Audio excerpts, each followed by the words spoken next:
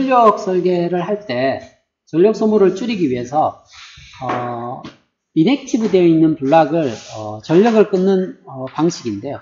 보통 클락 게이팅을 많이 합니다. 클락을 끊어버리면 아이들 상태에 존재하겠죠, 그죠? 클락을 끊었을 때의 전력을 우리가 아이들 커런트라고 해요. 이게 끊어지고 나면 우리가 그냥 인버터 생각을 해보면 스테이트가 이게 하나가 온이고 하나가 오프로 끊어져 있는 상태 있죠, 그죠? 근데 끊어져 있으면 저희들이 전류가 안 흐른다고 얘기를 했는데 실제로는 VDD가 걸려 있으면 리키지가 존재해요. 이게 저항이 무한대는 아닐 거 아니에요, 그죠? 그래서 VDD에서 지속적으로 아주 작은 커런트지만 그 전류가 흐르게 됩니다. 그게 우리가 보통 스탠바이 커런트라고 그러거든요. 일반적으로 저희들이 이렇게 하면 웬만한 칩 사이즈, 저희들이 쓰는 보통 한 3mm by 3mm 정도의 사이즈의 칩 테스트 해보면 한 수 마이크로 암페어 정도 흘러요. 10마이크로까지는 안 가고 수 마이크로 정도가 흐릅니다. 클락을 끊으면. 그래도 그것도 사실 누적이 되면 문제가 많죠, 그죠? 이게 사실은 굉장히 작은 전류지만 이런 게이트들이 수백만 개가 있을 거 아니에요, 그죠? 그러다 보니까 그 정도까지 전류가 흐르거든요. 근데 이걸 원천 차단하려면 VDD를 끊으면 돼요. 그래서 VDD를 끊는 방법이 여기 나와 있어요. VDD를 끊으면 전원을 끊고요. 출력도 다 끊어 놓습니다. IO 셀들을요. 그렇게 하면 VDD에서 나가는 전류를 자를 수가 있어요. 그래서 이걸 우리가 파워 게이팅이라고 해요. 그래서 전력 소모를 줄이는 방법으로 파워 게이팅들을 요즘 많이 사용을 하는 편입니다. PMIC 쪽에서도 파워 게이팅 할 수 있는 기능들을 많이 요구를 하고 있어요. 두 번째, 그러면 저희들이 전력 소모하고 딜레이 사이에 트레이드 오프가 있다 그랬죠, 그죠? 에너지하고 소모하는 에너지와 딜레이 사이에 트레이드 오프가 있는데 에너지는 작고 딜레이 값도 이게 딜레이도 작아지기를 원하죠, 그죠? 딜레이가 작아지기를 원합니다. 근데 결국 이 두 개의 프로덕트를 미니마이즈 시키는 게 좋거든요. 근데 이 문제가 뭐냐면 제너럴한 트레이드 오프가 얘를 줄이면 딜레이가 늘어나요. 에너지 소모를 키우면 얘가 줄어들고요. 이게 서로 트레이드 오프 관계가 있어요. 그래서 가만히 생각해 보면 두 개를 곱하면 뭔가 폼 팩터가 만들어질 것 같은 생각이 들어요. 예를 들어 제가 줄어들고 올라가면 곱하면 어떤 값으로 설 거 아니에요, 그죠? 이걸 우리가 에너지 딜레이 프로덕트라고 그래요. EDP 값입니다. EDP 값이 작을수록 좋거든요. 그러면 지난번에 말씀드렸듯이 딜레이를 최적화하게 되면 에너지 소모가 너무 커져서 프로덕트 값이 증가하게 됩니다. 두 번째로 에너지 소모를 줄이게 되면 딜레이가 늘어나서 또 EDP가 커지게 됩니다. 그러면 EDP는 우리가 어떤 옵티멀한 지점들이 존재하게 됩니다. 근데 그 옵티멀한 존재를 뭘로 찾아내느냐 하면 딜레이도 그렇고 에너지 소모도 그렇고 가장 크게 영향을 받는 게 VDD의 전압의 크기입니다. 그리고 트레시홀드 전압의 크기. 이 두 개가 영향을 많이 줍니다. VDD를 얼마나 설계할 건가, 그리고 트레시홀드를 얼마나 설계할 건가, 이게 딜레이와 에너지에 둘 다 영향을 주는데 특정한 VDD와 VT일 때 EDP 값이 최소값이 되게 됩니다.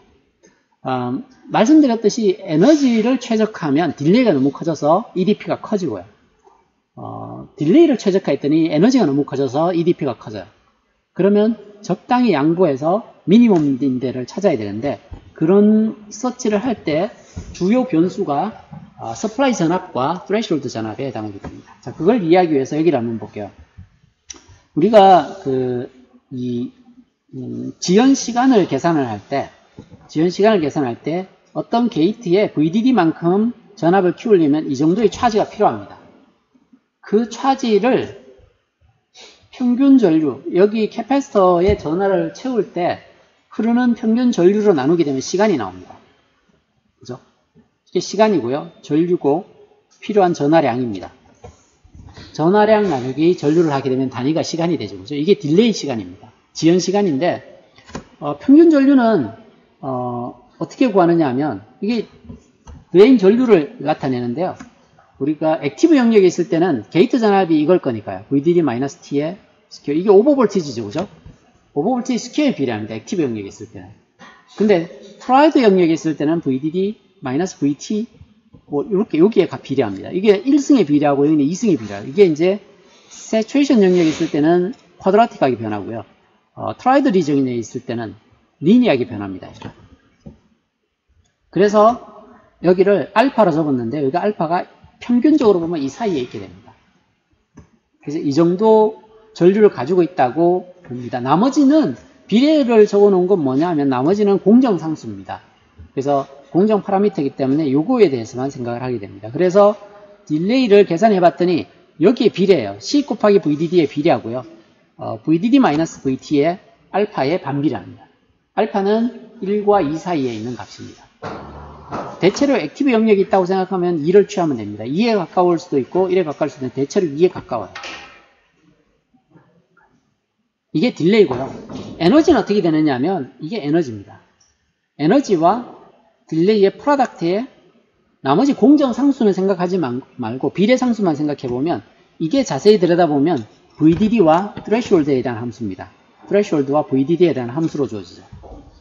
그래서 이 EDP가 어떤 상수 곱하기 나머지 변수들만 다 모으게 되면 어떻게 되느냐 하면 VDD의 3승에 비례하고요. C의 제곱에 비례하고 VDD-VT의 알파에 반비례합니다. 이렇게 주어져 있는데 저기 C는 저희들이 유닛 인버터 설계할 때 대체로 정해져 있는 값입니다. 그래서 VDD하고 VT가 변수라고 하면 되는데요. 이 VDD와 VT에 대해서 이것의 최소값을 구하려고 합니다.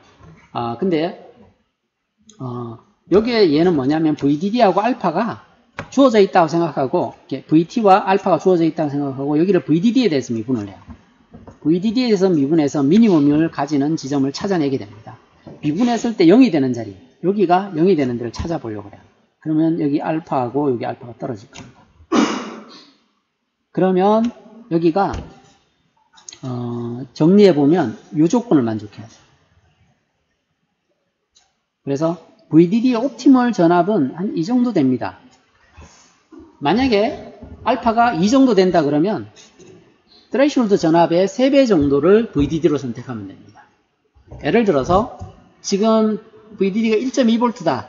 그러면 threshold가 얼마 정도 되면 되느냐 하면 0.3V, 0.4V 정도 되면 됩니다. 이 정도 되면 EDP가 옵티멀한 근처에 있게 되죠. 그죠? 옵티멀한 위치에 있게 돼요. threshold를 지금은 저희들이 VDD에 대해서 살펴봤습니다. VDD가 threshold에 한 4배 정도 돼야 된다 그랬는데 threshold까지 바꾸게 되면 좀 더 다양한 커브를 그릴 수 있어요. 여기는 threshold와 VDD를 동시에 수입한 겁니다. 여기에서 녹색으로 보이는 부분이 뭐냐 하면 EDP입니다. EDP가 이 녹색이고요. 이게 그레이로 되어 있는 건 스피드입니다. 스피드는 숫자가 높을수록 빠르다는 얘기예요. 이게 이 점선은 스피드를 나타내는데 VDD가 올라가게 되면 threshold와 VDD가 커지게 되면 스피드가 증가하는 현상들을 볼 수 있습니다. 이게 1이 노멀라이즈 된 값이고요. 여기가 뭐냐면 EDP가 가장 낮은 지점입니다. EDP가 가장 낮은 지점인데 이런 지점을 보시면 threshold와 VDD가 실제로 만들 수 없는 영역이 가 있어요. 공정으로. 그래서 만약에 우리가 threshold를 0.3으로 잡고 VDD를 1로 잡았다. 이 정도를 잡았다 그러면 EDP가 3하고 그 사이 한 4 근처쯤 있겠죠. 그죠? 그러면 옵티멀한 EDP보다 한 4배 정도 큰 지점에 그 지점에서 동작을 하게 됩니다.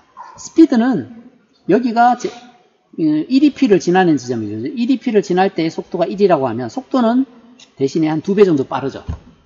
그래서 그렇게 읽어내게 됩니다. 그래서 공정 지표를 보면 지금 threshold하고 VDD를 보면 어느 정도에서 동작을 하고 있고 EDP 미니멈 값에서 얼마 정도 커져야 되고 스피드는 얼마 정도 되는지에 대한 정보를 찾아낼 수가 있습니다. 그래서 여기에서의 이슈는 딜레이와 에너지를 동시에 최적화하는 방법으로 EDP 프로덕트를 최적화하는 건데요.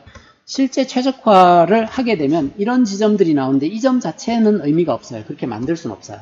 그렇지만 저희들이 적정한 위치를 잡았을 때 어느 정도 EDP가 증가했는지를 찾아내고 스피드가 어느 정도 되는지를 찾아낼 수 있는 트레이드 오프로 사용하는 좌표라고 보면 돼요.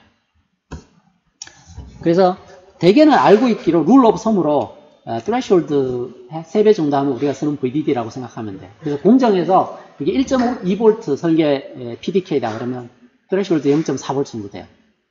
다른 것들도 대부분 그 정도 맞춰 넣었을 때가 최적 값에 해당하게 됩니다. 자, 그 다음으로 전력 소모를 줄일 수 있는 게 아키텍처거든요. 아키텍처를 어떻게 가져가느냐에 따라서 딜레이가 달라지는데요. 지금 여기가 맨 위에 있는 부분이 노멀입니다. 대개는 이렇게 설계합니다. 여기에 클락이 들어옵니다. 클락 속도를 F라고 할게요. 그럼 데이터가 이 레지스터를 해서 건너와서 A, B 연산을 거칩니다. 이건 보통 컨비네이션 로직이에요. 조합 회로를 거치고 나서 다시 레지스터에 저장이 됩니다. 다음 클락이.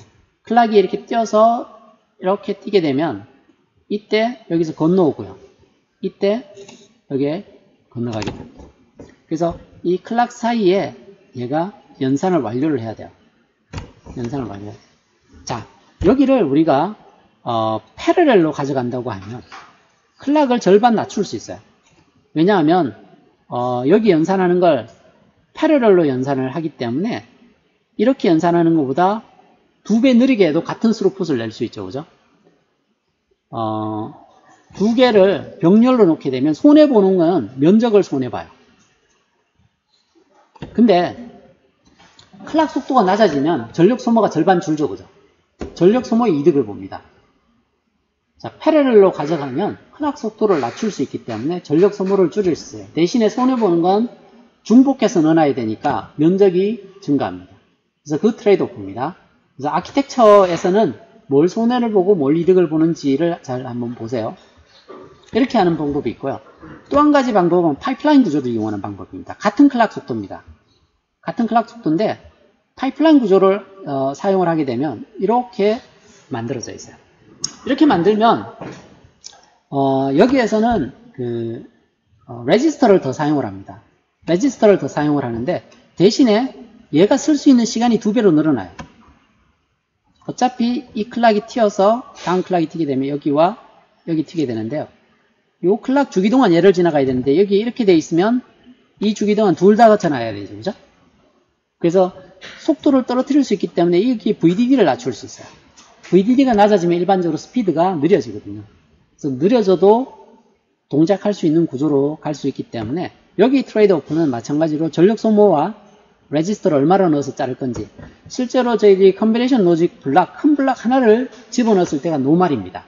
근데 그걸 패러렐로 자르든지 아니면 파이프라인 구조로 자르든지 아니면 섞어서 사용하든지 하게 되면 전력 소모를 줄일 수 있는 아키텍처가 나오게 됩니다. 그래서 이런 방식들로 전력을 최적화하게 됩니다. 그래서 지금까지 말씀드렸던 게 딜레이 최적화하는 방법, 그리고 에너지 최적화하는 방법, 그리고 트레이드 오프하는 방법에 대해서 말씀을 드렸습니다. 자, 그 다음 주제는 뭐냐면 인터커넥션에 대한 이야기입니다.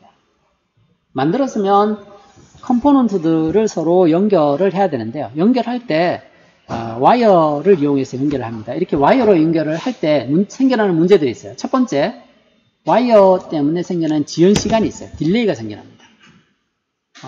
두 개 게이트를 연결할 때 시간 지연이 나타나고, 두 번째는 인접한 와이어 간에 크로스톡이 나타나게 됩니다. 간섭이 일어난다는 얘기죠. 그죠? 다른 쪽에 있던 신호가 건너오거나 혹은 내가 어그레스가 돼서 다른 라인을 방해하거나 하는 현상이 나타납니다. 세 번째, 일렉트로 마이그레이션 현상이 나타납니다. 일렉트로 마이그레이션은 전원 라인들에서 많이 일어나는데요.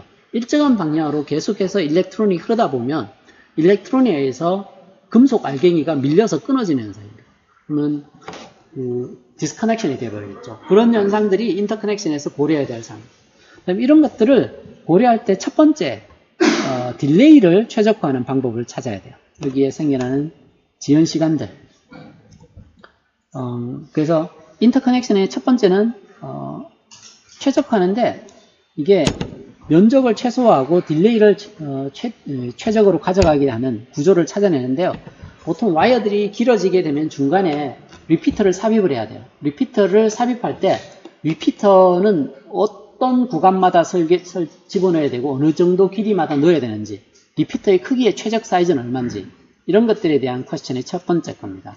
두 번째는 크로스톡을 방지할 수 있는 구조를 찾아야 돼요. 일렉트로 마이그레이션은 일반적으로 디자인 룰에서 정해져 있습니다. 선폭이 어느 정도 이상 커지고 전류가 흐르게 되면 슬라팅을 파도록 디자인 룰에서 정해놨습니다.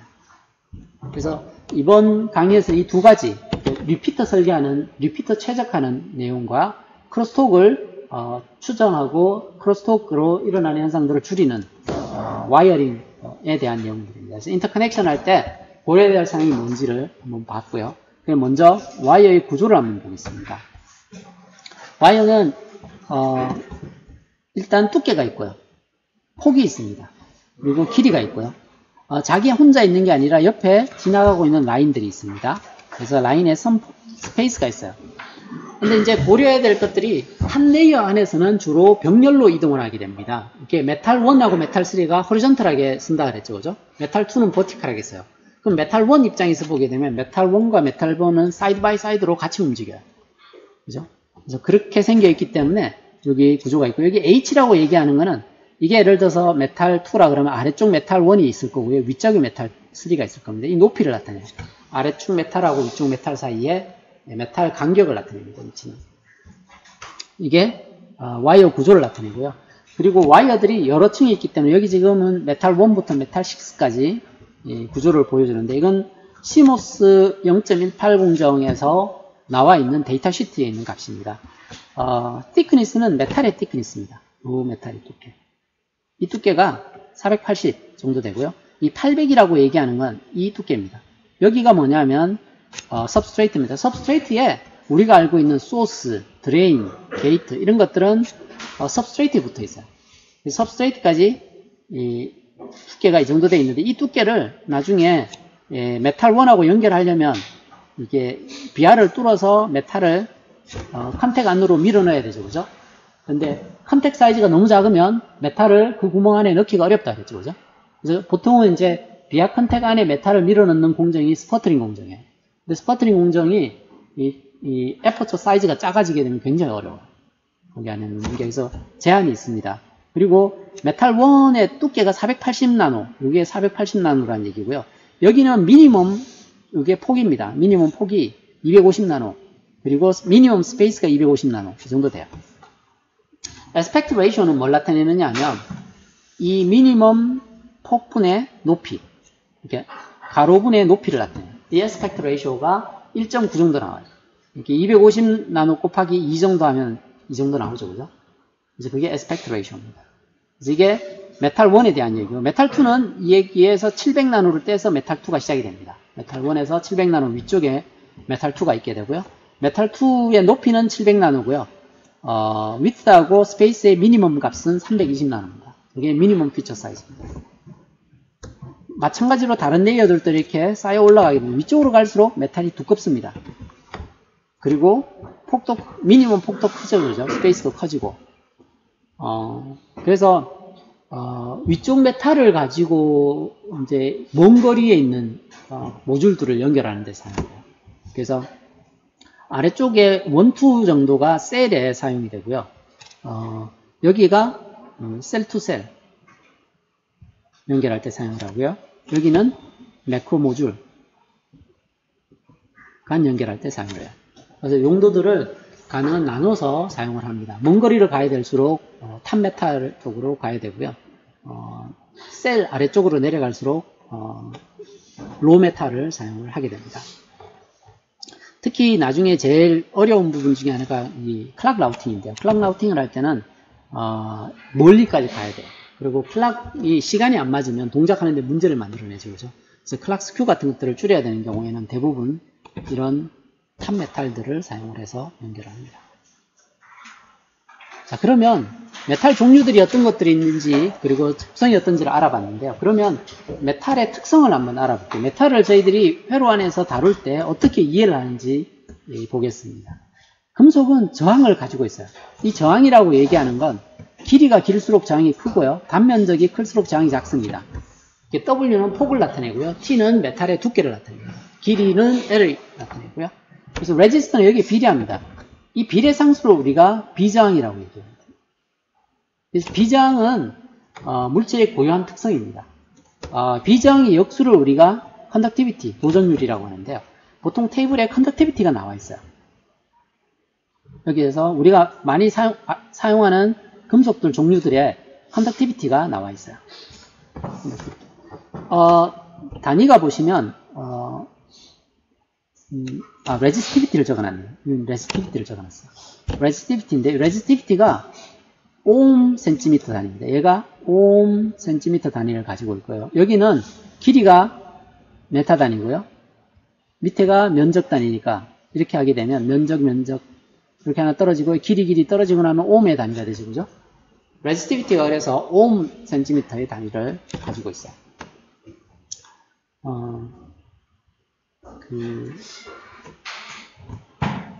보통 저희들이 많이 사용하는 게 알루미늄을 많이 사용합니다. 알루미늄이 가벼운 메탈이라서 증착시키기가 쉬워요. 근데 이게 레지스티비티가 좀 크죠, 그죠? 저항이 좀 크다는 얘기예요. 연결할 때. 여기 보시면 은이 좋긴 한데 은은 좀 비싸죠, 그죠? 그 다음으로 고를 수 있는 게 카퍼예요. 카퍼거든요. 이게 별거 아닌 것 같지만 아이시안에서는 워낙 작은 피처 사이즈들을 사용을 하기 때문에 저항값이 조금만 좋아져도 전력 소모를 확 낮출 수 있어요. 스피드도 높일 수 있고. 그래서 이제 구리를 사용하는 공정들이 있긴 하거든요. 카퍼마인 공정들이 있는데 문제는 카퍼는 알루미늄보다 다루기가 어려워요. 중금속에 속하거든요.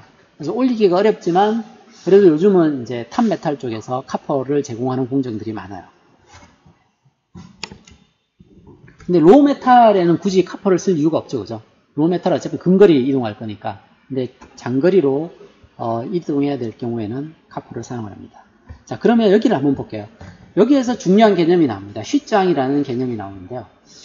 쉿 레지스턴스. 저희들이 저항이 어떻게 비례한다고 했냐 하면 저항은 레지스티비티 곱하기 길이에 비례하고 width와 thickness에 반비례한다 그랬어요.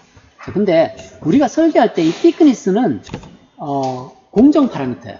얼마나 길지, length는 우리가 디자인 파라미터고요. width도 디자인 파라미터죠. 물론 이제 width의 최소 폭은 있긴 하지만 width를 바꿀 수 있고요. length도 바꿀 수 있어요. 근데 thickness 못 바꾸죠, 그죠? 공정 파라미터. 그래서 걔를 따로 뺍니다. row of thickness를 따로 빼요. 그리고 나서 L of W를 하게 됩니다. 그랬을 때 여기가 우리가 쉿 저항이라고 그래요. 쉿 레지스턴스. 쉿 레지스턴스의 단위는 옴 단위를 가지고 있어요. 레지스티비티가 옴 센티미터 단위를 가지고 있고요. thickness가 센티미터겠죠, 그죠? 그러면 쉿 레지스턴스의 단위는 저항값을 가지고 있어요. 근데 거기에 뭘 곱하느냐 하면 L over W. 이게 길이로 봤을 때 이 폭과 길이의 비가 얼마 정도 되는지를 곱하게 되면 이 원래 저항값이 나오죠. 쉿 저항은 보시면 공정에서 메탈의 두께가 정해지게 나면 쉿 저항은 주어지는 값이에요. 근데 디자인을 할 때는 우리가 선폭을 얼마나 갈 건지, 길이를 얼마나 갈 건지를 정하게 되잖아요. 그죠? 자, 여기 한번 보세요. 여기가 W하고 L이 요 블락이 하나가 있어요. 보면 여기에서부터 여기까지 저항이 있어요. 그 저항이 R입니다. 근데 여기에 보시면 폭을 2배 늘렸어요. 그리고 여기로 길이도 2배 늘렸죠. 그죠? 그러면 W over L 값은 똑같아요. 이렇게 하나, 이렇게 하나, W over, L over W. 네. 랭스하고 W 값은 이 경우와 이 경우와 동일합니다. 그러면 여기서부터 여기까지 저항은 동일하게 됩니다. 그 얘기는 탑에서 저희들이 width와 length의 비를 알게 되면 그 인터커넥션의 저항이 얼마인지를 쉿 저항으로부터 쉽게 찾아낼 수 있어요.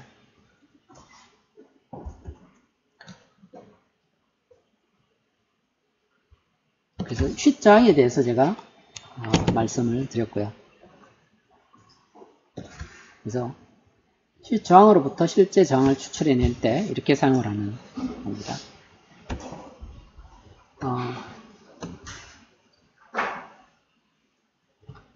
여기는 어떤 공정에서 카퍼의 두께가 0.2 마이크로 정도의 두께를 제공해 줍니다. 그리고 카퍼 와이어의 길이가 1mm고요. 폭이 125나노 정도 됩니다. 이렇게 했을 때 이 인터커넥션의 저항을 구하라는 겁니다. 먼저 쉿저항을 구합니다. 쉿저항은 앞쪽에서 카포의 레지스티비티하고 이 두께를 가지고 쉿저항을 추출해냅니다. 그리고 이 쉿저항을에다가 랭스 나누기 width를 하게 되면 aspect ratio가 나오죠. width하고 length의 비가 나옵니다. 그걸 곱하게 되면 저항값이 얻어지죠. 그죠? 그래서 쉿저항을 사용하는 방법에 대해서 설명을 드렸는데요. 그러면 이 쉿저항들이 resistivity 나누기 thickness니까 공정이 정해지고 나면 정해지는 값입니다. 그래서 여기 보면 폴리실리콘, 게이트 만들 때 쓰는 폴리실리콘이 있고요. 디퓨전, 소스나 드레인을 만들 때 사용하는 디퓨전의 쉿저항도 있고요. 실리사이드가 뭔지 제가 설명을 드렸습니다. 실리사이드는 실리콘과 금속의 합금이라고 했죠. 합금을 만들면 저항이 줄어들게 되어 있습니다. 근데 합금을 만들지 않으려면 실리사이드 블락 레이어를 치면 돼요. 그러면 거기는 실리사이드를 만들진 않아요. 그러면 쉿저항이 증가하게 됩니다. 웰도 마찬가지로 쉿저항이 있습니다. 그리고 콘택에도 저항이 있겠죠. 그죠? 여기 아래 보시면 쉿저항에 여기 W가 아니라 ohm입니다. ohm per square 이렇게 되어 있어요. 쉿저항은 W over L이 1일 때, 정사각형일 때, 탑에서 봤을 때, 이게 이렇게 됐을 때의 저항값을 나타내요. 이게 쉿저항이죠. W 분의 L이 1일 때의 저항이니까 그 값을 적어 놓은 겁니다. 그래서 이 정사각형 블락 하나가 가지고 있는 저항을 나타내요. 이게 쉿저항이 디퓨전 쪽에 실리사이드가 되게 되면 한 3에서 10옴 정도 됩니다.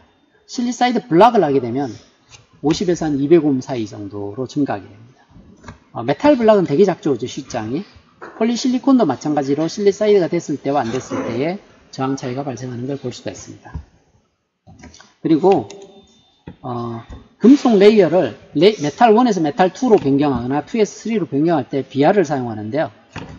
비아 컨택은 우리가 보통 하나당 한 25옴 정도까지 계산합니다. 비아 하나를 박으면.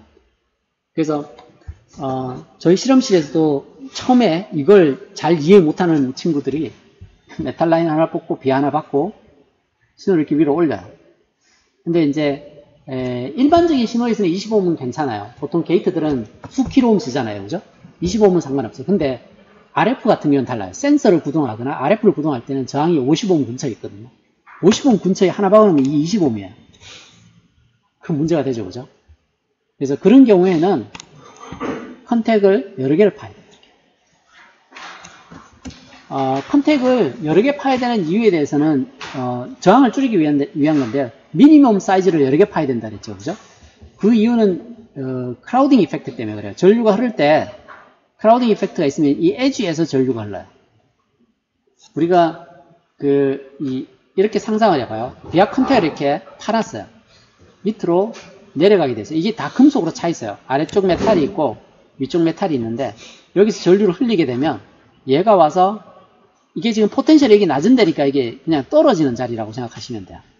금속이 있으니까. 얘가 와서 이렇게 떨어지지 얘가 굳이 중앙까지 와서 이렇게 떨어질 이유는 별로 없잖아요. 그죠? 폭포라고 생각해봐요. 물이 가다가 에지에서 바로 떨어지죠.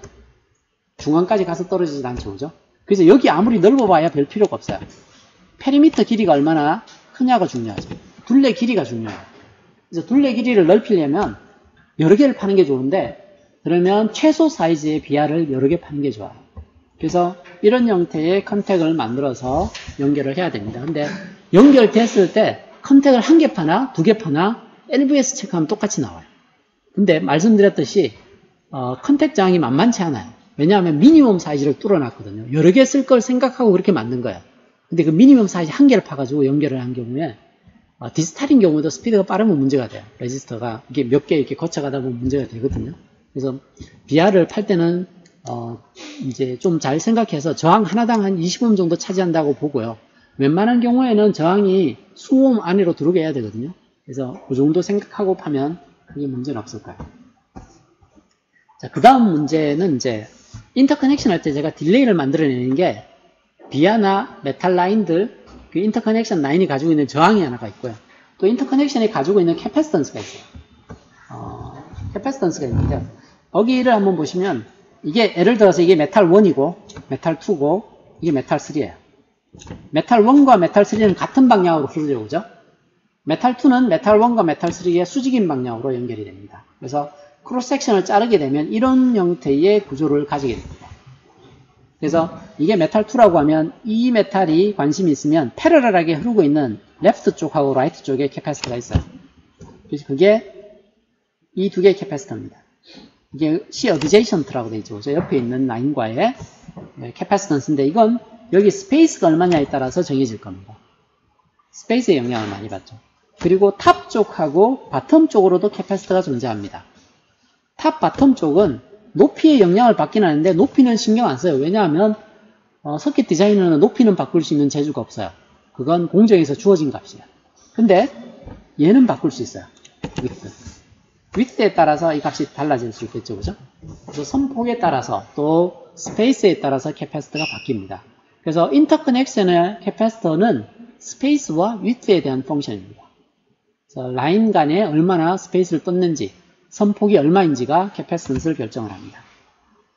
그리고 여기에 중간에 다이렉트릭이 차 있는데요.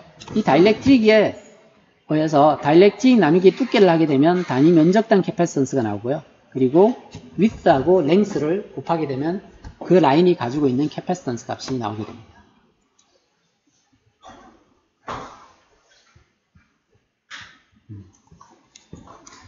여기 아래쪽에는 저희들이 018 공정 기준으로 메탈2, 메탈1과 메탈2, 메탈3 이렇게 했을 때 메탈2의 캐패시턴스를 측정한 결과입니다.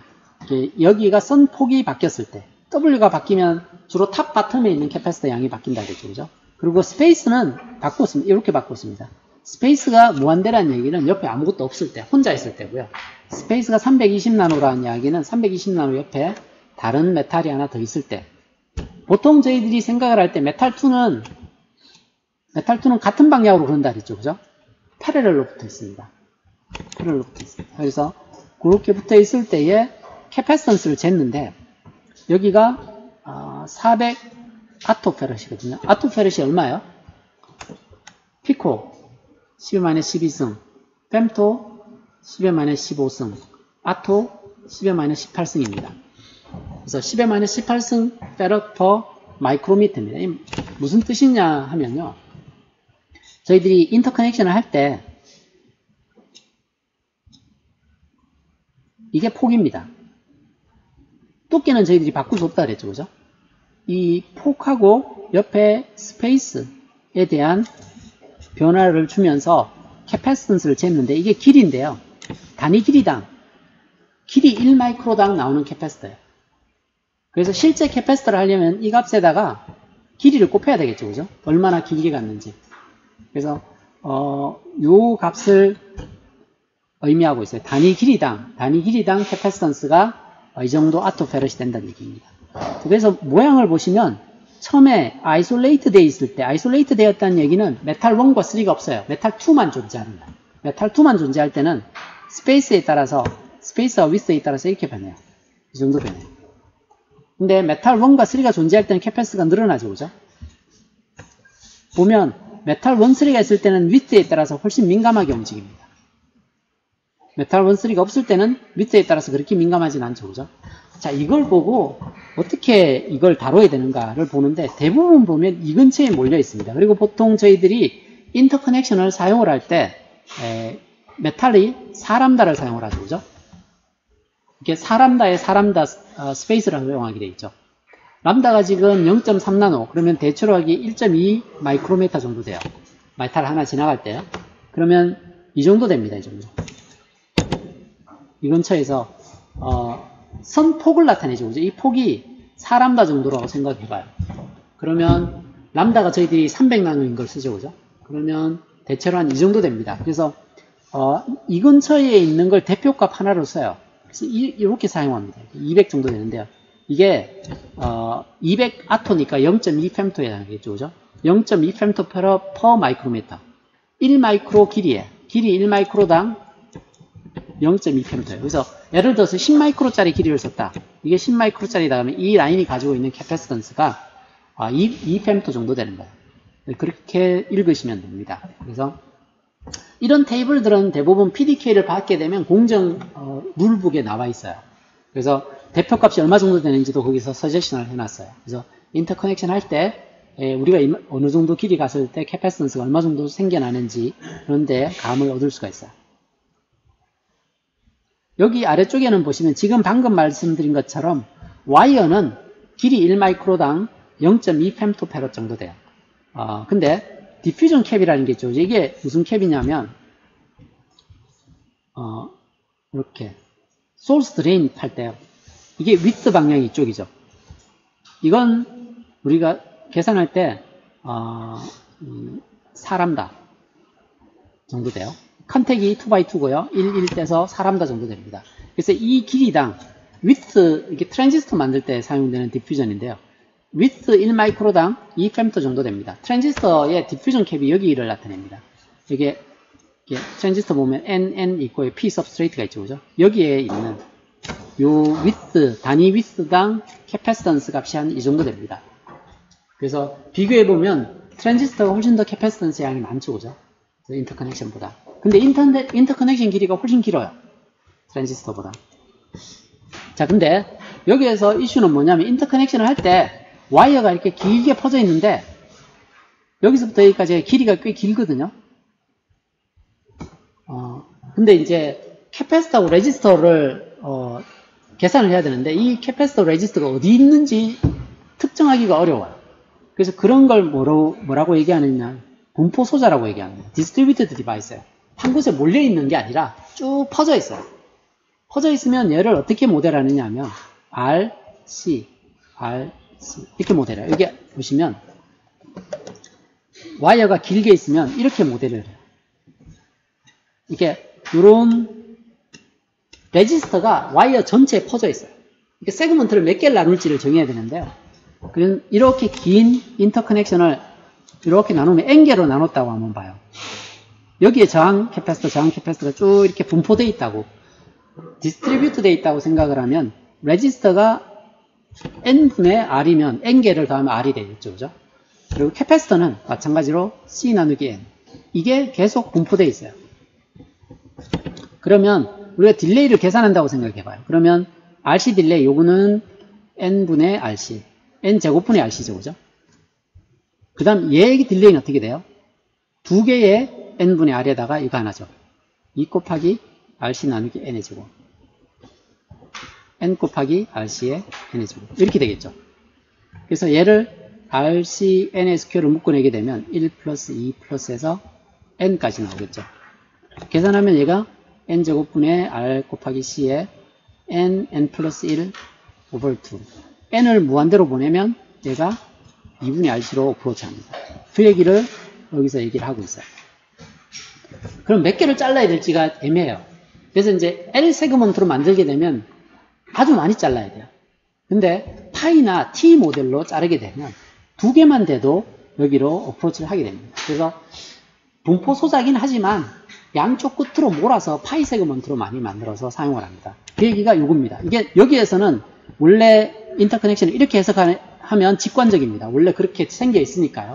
위치마다 계속 R이 있는데 그걸 이렇게 근사하게 됩니다. 근사하게 되면 얘는 원래 이렇게 해서 RC를 계산해 보시면 이렇게만 영향을 받거든요. 하나를 버리는 구조라서 이게 훨씬 더 세그먼트가 작으면서도 딜레이를 좀 정확하게 예측을 할 수가 있어요. 그래서 이 모델을 이용을 해서 인터커넥션의 딜레이를 추정하고 추정된 딜레이를 최적화하는 구조들을 찾아내는 게 그 다음 주제입니다. 오늘은 여기까지 하고요. 다음 시간에